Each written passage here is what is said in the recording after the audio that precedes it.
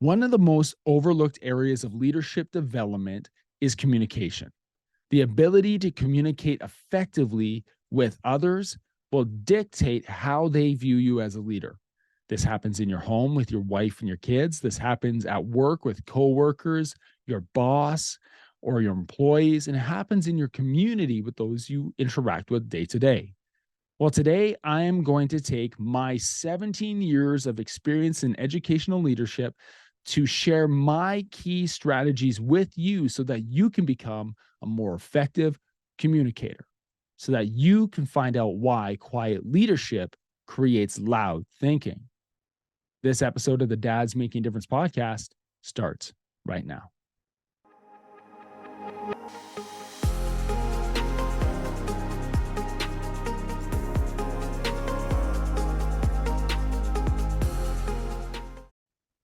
Welcome to another episode of the Dads Making a Difference podcast. My name is Cam. I'm your host. And every once in a while, I'd love to come to you with a solo episode, just you and I. I'd like to think that we're in conversation.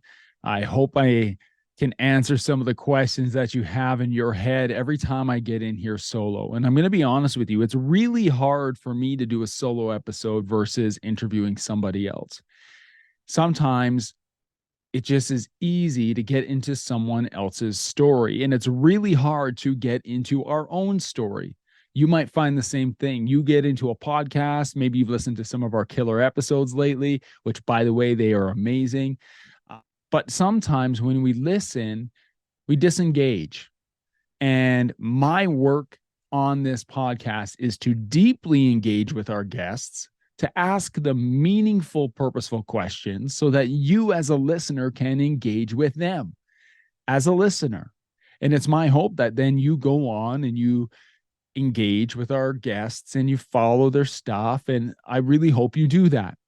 Now, every once in a while, I need to come on here and hope that you engage with me. And this is what I mean by this. I need to be transparent with you with where I'm at. It's easy to hide behind an interview. It's hard to hide when I'm here solo. Over the last 2 weeks, I have been through the ringer, both emotionally and mentally. Professionally, many of you who are listening have heard that I am an educational leader. I have been in educational leadership for quite some time. I've been in education for 17 years, and I'm currently an administrator of a high school. Now, that work is meaningful, but it's hard. And over the last 2 weeks, we have been faced with an extremely hard situation in our building.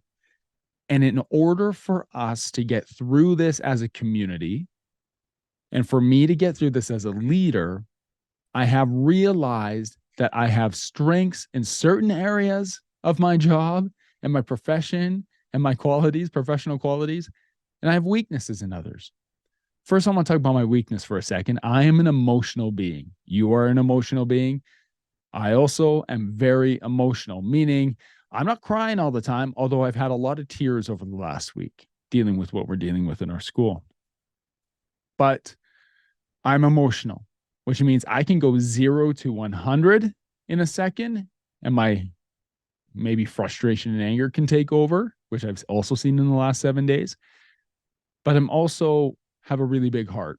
And I think that with everything that I do, I am empathetic, which also leads me to be emotional. But I help others connect with their own processes by the way that I can communicate. So today I want to talk about communication because I have learned that over the last 2 weeks, communication has been key in navigating one of the most intense scenarios I've ever faced professionally. And then I come home at the end of the day and I have my wife, Kim, here, and she's asking how I'm doing. And I have my daughter, Mai, who's 11, saying, Dad, you seem lost in thought. And then I have my son, Braylon, who wants to wrestle. And I say, Dad, why don't you want to wrestle? And it's because my brain is consumed by one thing right now. And I let my strength in communicating come through in my professional life, and it dropped off in my personal life. Now, do you ever do this? Do you ever realize that, hey, I'm really good at something, and you do it really well, maybe in your business, in your work, in your job, and you do it really well at home, but there's times where you can't do both at once. And I've been struggling through this over the last 2 weeks. And so I wanted to talk today specifically about communication. I've touched on this before, but I think it's really important that we think for a moment why communication matters and why good leaders in the home, good leaders of their family, good leaders in their community, good leaders at work or in business are strong communicators. So I want to talk about why communication matters, because communication matters at home. It matters at work. It matters in business, because how we communicate can determine whether or not others see us as a leader, or if they just see us simply as an outlet for frustration. I'm sure you've realized that at work. If you're in a supervisory role, somebody will come to you and just like unload all their baggage. Or maybe you come home and your kids are really short with you, or you get a lot of attitude, or your wife's short with you, or you seem to be the brunt of every vent session.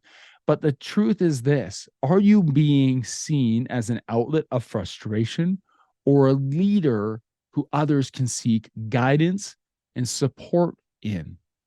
Let me explain. Over the last week, I've been challenging myself with a couple questions. And I'm going to challenge you with this question yourself right now about communication. When someone comes to you and asks you a question or makes a statement, do you give answers right away?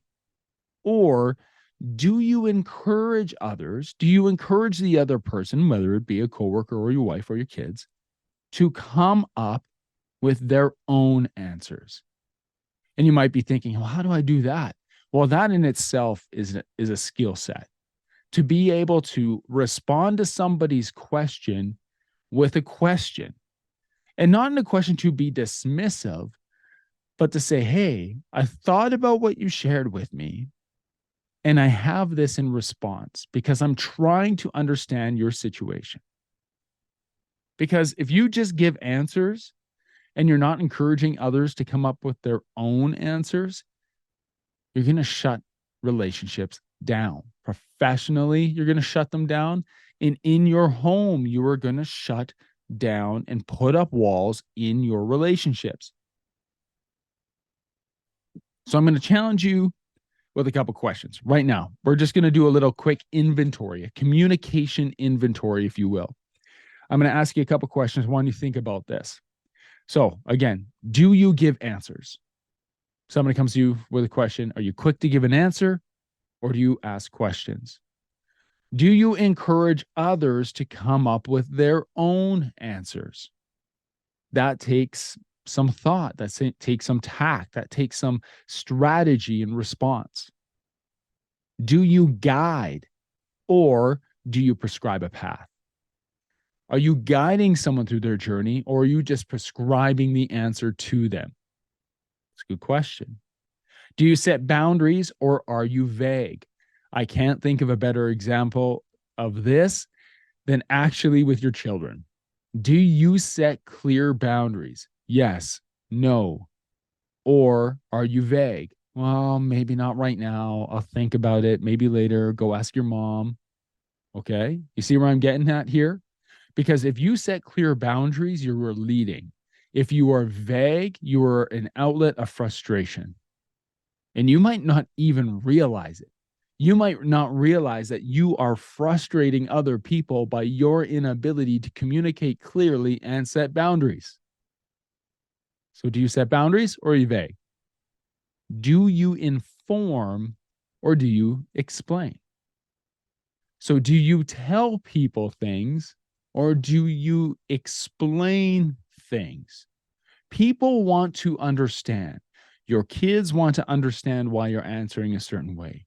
Your wife wants to understand why you're thinking a certain way or acting a certain way, or why you've responded a certain way.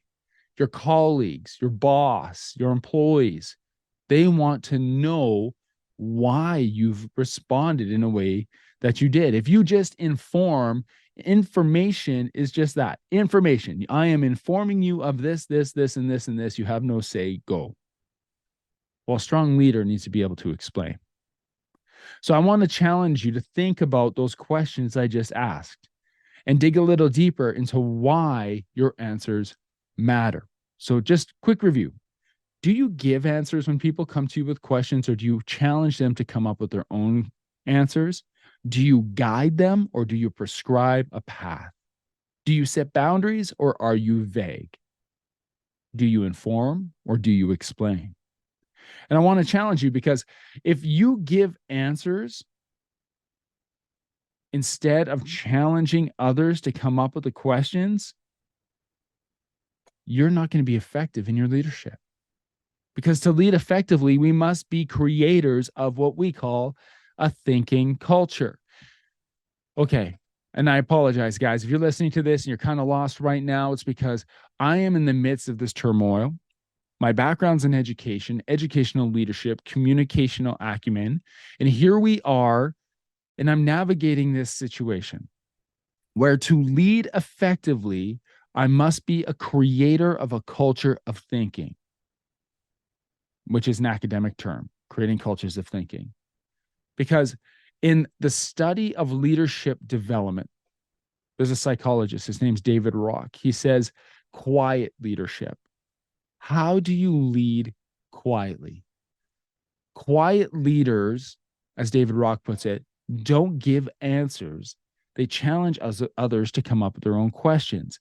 And yet, through the entirety of their interactions, they have a confidence, they have an air about them, they have trust from the people that they are leading, as well as trust in themselves.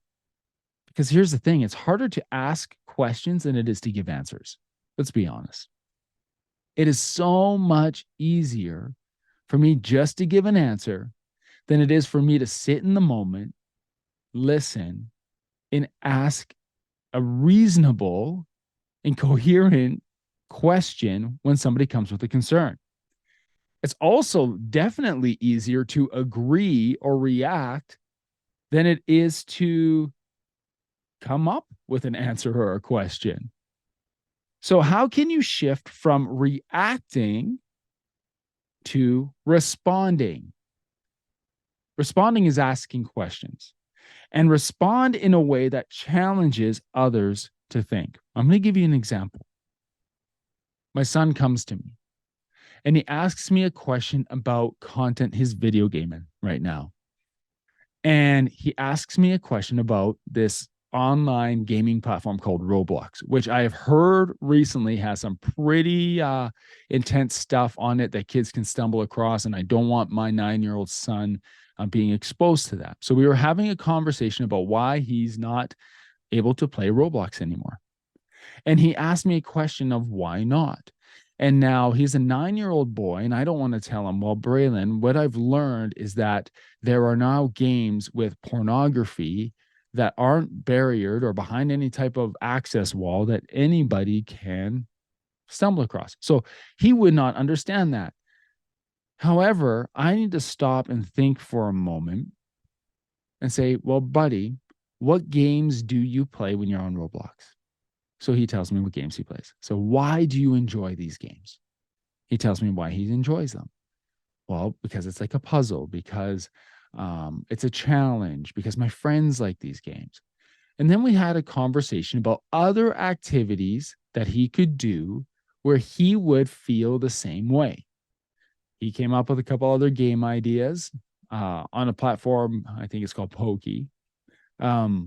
Other game ideas, but he also came up with ideas that he and his friends could do outside, which were fantastic. So instead of just me saying, Braylon, you can't play Roblox, and he says, why can't I? And I say, because I said so.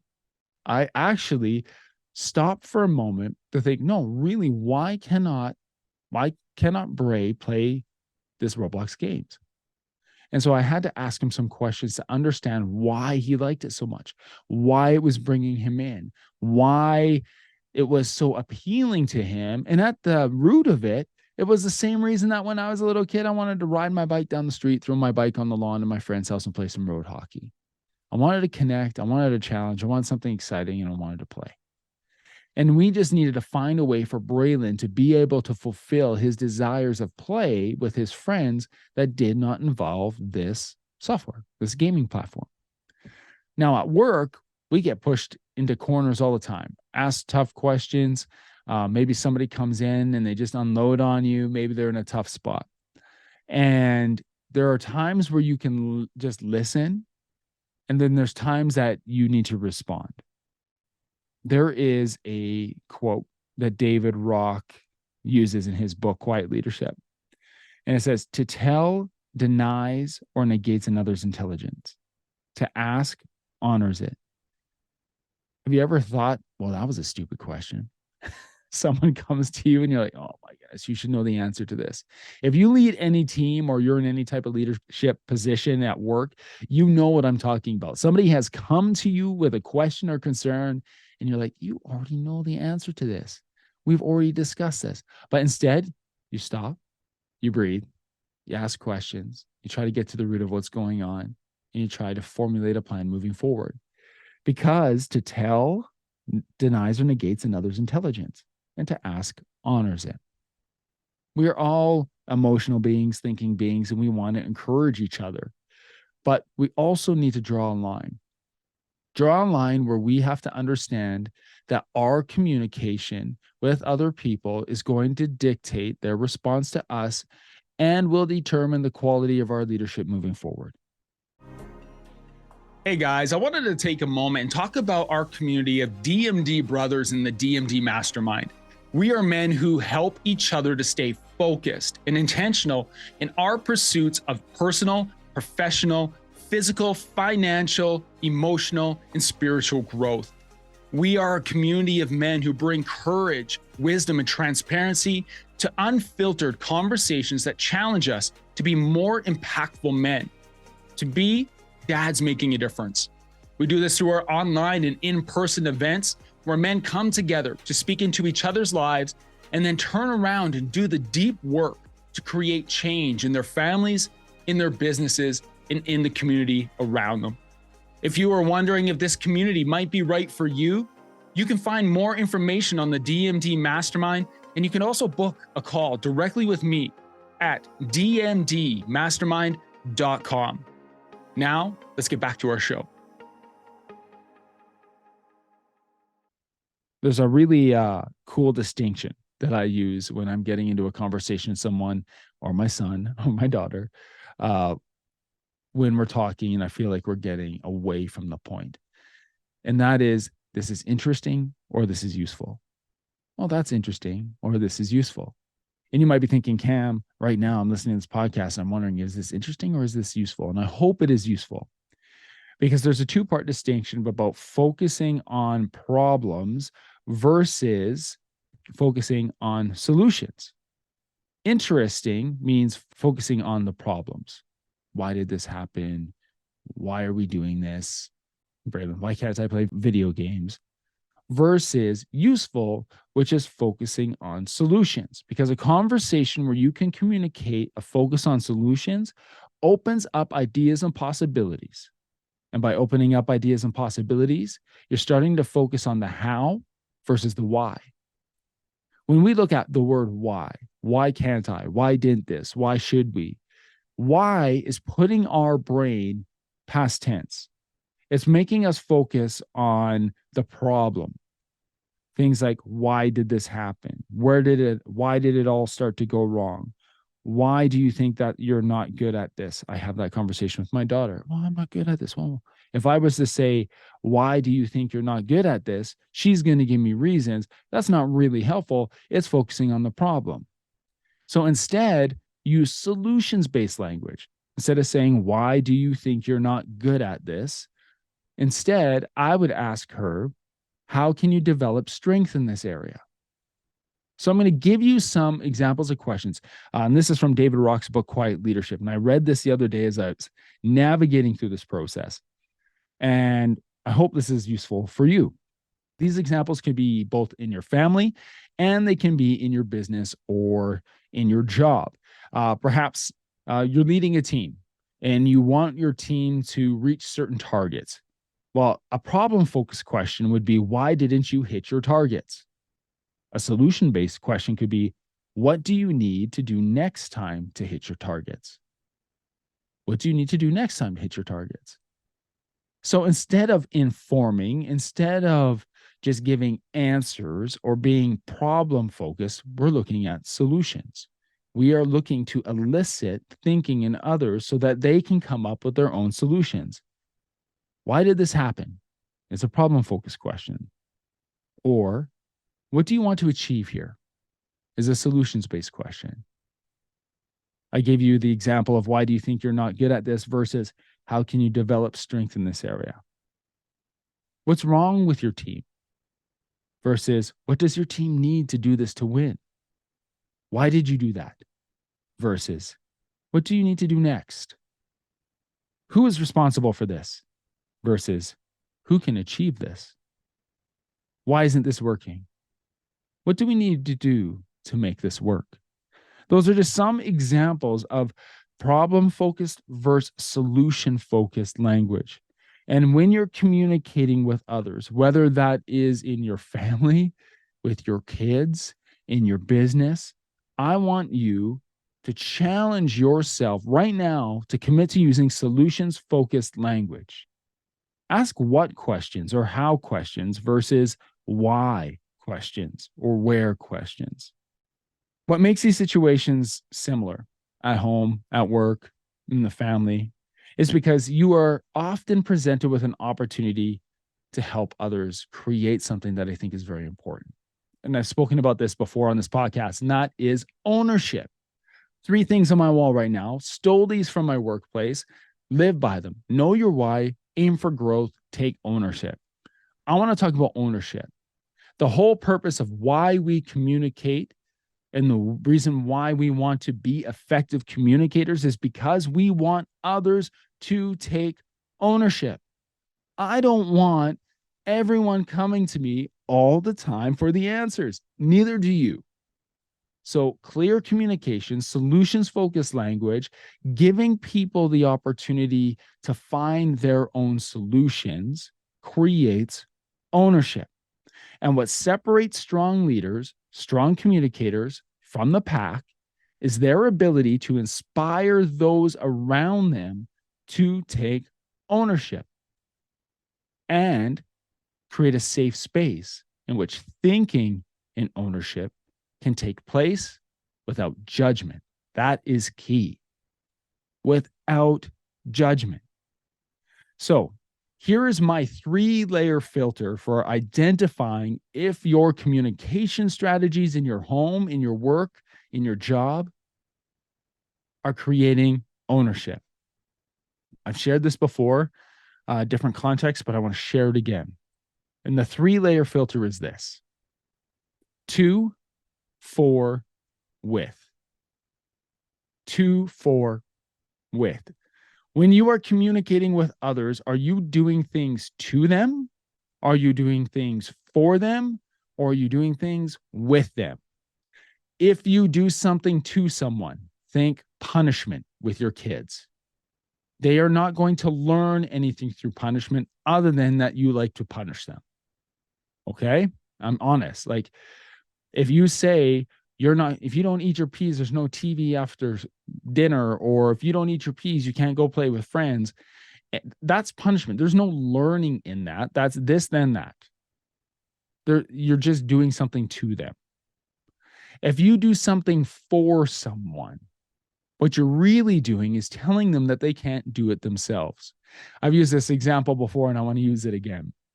When I started my teaching career 17 years ago, I taught a grade 7 class. Grade 7. So we're talking like 12-year-old, 13-year-old kids. And there was a moment in time where I looked out into the classroom and I would ask a question. And instead of having the same 5 kids answer the questions all the time, which we've all been in school, so we all know what that's like, I would call on different students. I would let them prepare and say, hey, I'm going to come to you for an answer in a couple minutes. We're going to read through this. I'm going to come to you for an answer. So start thinking about it. And then we would finish a passage or we'd finish a problem. I was teaching math, and I would come to the student that I already gave a heads up. And that student would be sitting, and it would be like this awkward silence, but you could see their brain working. You could see them working through it. You've seen this. You've seen this in your kids. You've seen this in the people at work that you've challenged with different questions. And so I could see the student sit there, and inevitably there's someone in the class who'll just blurt out the answer. Just blurt out the answer. And this happened a couple times until I was like, what's actually happening here? And so I stopped the class, and we're talking 12 and 13-year-olds. And I'm going to tell you, I've used this when teaching 12 and 13-year-olds, teenagers, adults, grown men in my coaching programs. I've used the same example. When you're dealing with your kids, when you're having conversations with your wife, when you're in the workplace and having conversations with employees or coworkers, when you answer for them, what are you actually telling them? And the truth is this: you might think you're helping them. You might think you're helping them by giving them the answer and helping them feel less awkward and less stressed in that moment. But what you're actually doing is you're telling them that they cannot do it themselves. And you're taking power away.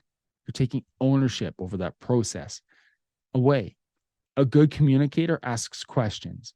He doesn't answer and offer answers and solutions right away because he doesn't want to do things for people. You do it for them, they will never learn to do it on their own because you have already told them that you can do it better than they can, or they can't do it for themselves. So avoid the 2, avoid the 4, and do it with people. When you navigate a problem or a situation, or you communicate in a way that asks questions and elicits others to think and take ownership, you are going through a process of learning where they do things with each other. You do this with them. You are their guide. You are not the hero. Let them be the hero of their own story. Let them come to their own solutions. And the most effective communicators and leaders do the process with others, which takes time, it takes space, it takes intentionality, it takes vulnerability. But these are all things that you need to commit to doing if you want to lead your family and lead your household in a way that's effective, that people are coming up with their own answers. So your kids are raised to be independent and confident and to challenge the status quo.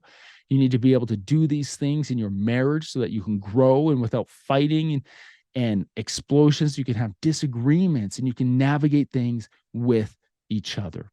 This creates a healthy relationship of open doors and open conversations. And at work, do things with your employees, or else they will knock on your door every little time. Every time a little situation comes up, they will come to you. You don't want that as a leader. You want people to feel confident in their ability and do their own work. So you might be thinking, Cam, how do I create these quote unquote cultures of thinking and where I am working with others instead of doing 2 or 4? And here's my encouragement to you. And I kind of want to close with this. Anytime someone comes to you with a question, or you find yourself navigating a really difficult situation, I want you to just pause, hit the pause button. My son was watching a movie, Sonic the Hedgehog. I don't know, you dads have seen this out there. And Sonic has this ability where he speeds up so fast that the world around him looks like it's slowed right down. And in the movie, there's a scene in a bar where there's a bar fight. Yes, it's a kid's movie, by the way. A scene in a bar where Sonic has to get out of trouble. And so what he does, he goes fast. And as he goes fast, everything around him slows to stop, slows right down, stops entirely. And he does all his little things. And then click, it comes back to real time and everybody's fallen over. He saved the day, but he slowed everything down to act quickly. And this goes back to the line, I think it's from the movie Shooter, that slow is smooth and smooth is fast. We need to slow things down. So I challenge you this week, when someone comes to you with a question, you're faced with a difficult situation at work or in your home, I want you to take a breath. I want you to be Sonic the Hedgehog and slow things down. I want you to think slow is smooth.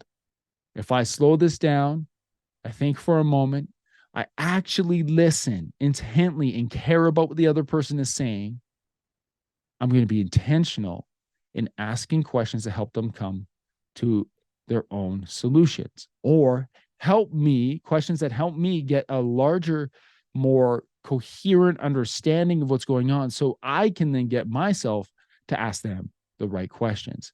Because there is information gathering, there's a period of understanding that needs to be developed. But my challenge to you is this: slow down. Don't react. Respond. Responses take time. Responses take thought. They take care and intentionality. So when you're faced with something that's hard, when you're asked a question from your kids or your wife or a coworker or a boss that's hard, instead of feeling defensive, instead of feeling like you have to prove yourself, instead of feeling like you have to show that you have all the answers and you have it all figured out, instead, be a leader that communicates clearly in a way that is going to create ownership in others. Ask questions. Use solution-based language. Take a break.